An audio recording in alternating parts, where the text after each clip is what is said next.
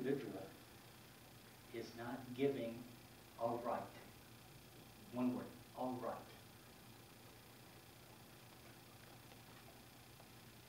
The individual is caught up in the belief of separation.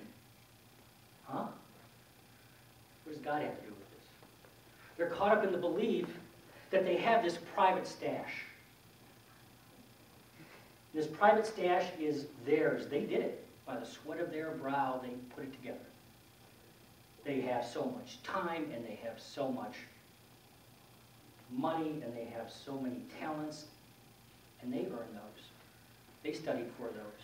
They worked for those. They put together their stash. And if they give of that stash, if they give of it, then God's going to reward them. God's going to give them more money and a better job and a nicer car and a bigger house. Added prestige. But the truth is, you and I, we don't have a private stash. We don't have a personal reserve.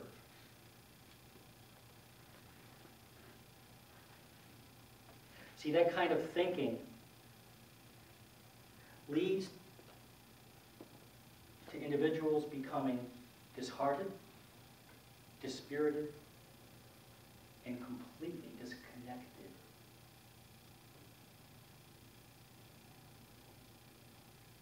They feel separated. They're not sure from what. What do you think they're separated from?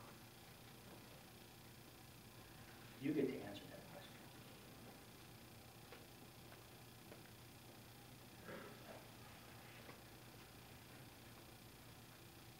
You see, we were never cast out of Eden. No. We were never separated from God. There are times that you and I choose to believe more in the truth of what we see out there than what we know and feel in here. And ultimately,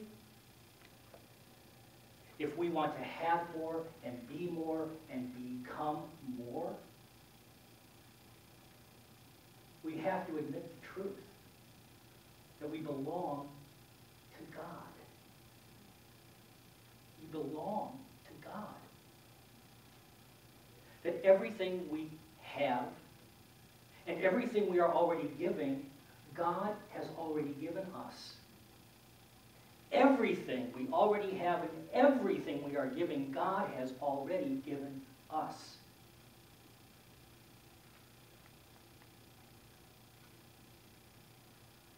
Would you affirm this with me? Everything I have. Everything I have. Everything I give. Everything I give. God gave me. God gave me. This is what we say in unity. We say we believe this. We study to live this. And we each determine the highest truth for ourselves.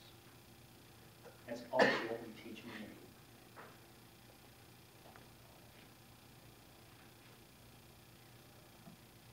We are the points for the fulfillment of God's giving. We are the points for the fulfillment of God's giving. Ralph Waldo Emerson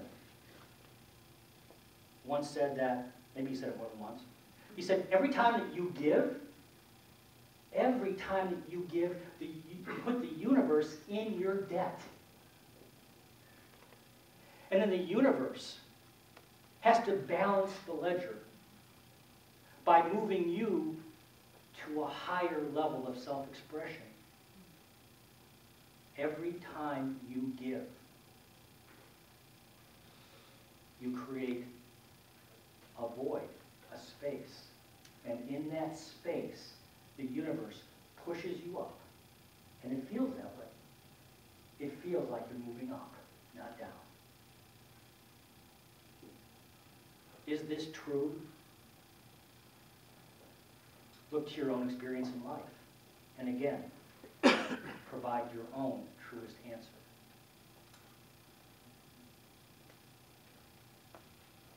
Every time you give with joy, and this is the key, it's with joy. What do people always ask you? Did you enjoy the movie? Did you enjoy the meal? Did you enjoy my company? That's living, that's in joy. We're supposed to enjoy everything. We're supposed to live in joy. When we give in joy, you are pushed up to a higher level of self-expression. It's the way it works. Some of you might be sitting there going, really? How? I don't know how. I don't. I can come up with metaphors, steal ones, borrow ones from others that have better metaphors than I've come up with yet. I don't know how it works. And there are many spiritual teachers that say it is none of our business how it works. It's not. It's our business to set our intention,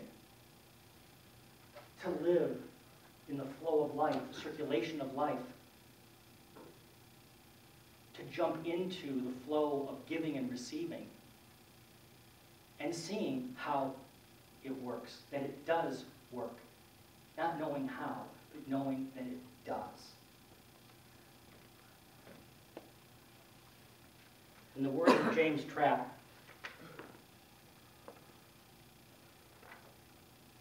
we must find an outlet to express, to shine our gifts, to share our talents, and to utilize our time. We have to say, I am here to be a rushing river flowing downhill. There is not only a strong inlet of spirit moving through me, but there is a strong outlet. I must be a giver in life, a contributor. I must wake up every day and say, how can I give more of myself today? Then, something comes back to us. And will never be stagnant, will never be a swamp, will be an ocean. An ocean. This is our destiny.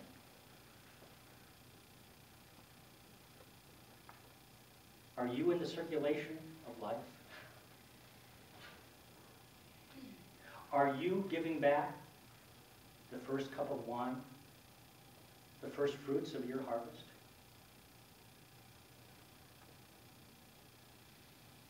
Are you giving thanks with action with each and every blessing that comes your way? And do you believe that God is the source of all you have? Can we go back to the wine? Please? There's another cup. Remember what the Romans did. First they took the cup and they gave thanks. They expressed gratitude. That was the thought. And then they married it to action, which they knew was essential to this necessary ritual to keep them connected to their source. They poured out the first wine, and then they took the next sip. Not a bad miniature. It's not even in here. It doesn't say drink the wine. I was moved by spirit.